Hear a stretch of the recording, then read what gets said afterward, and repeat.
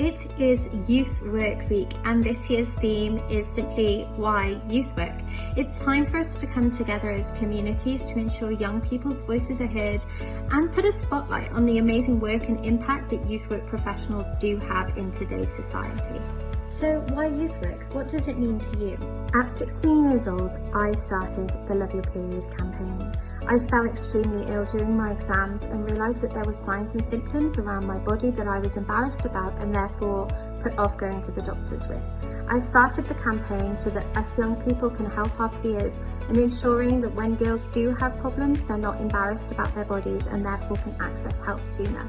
There are so many reasons why youth work is so important, and it has such a positive impact on young lives, including my own. Youth workers are the reason why I was able to get back to my life with my illness, and also the reason that I'm able to campaign today, and I really hope that the campaign can do that for someone else as well.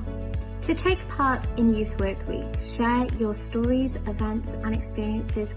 Add the hashtag YouthWorkWeek24. We can't wait to see what you get up to.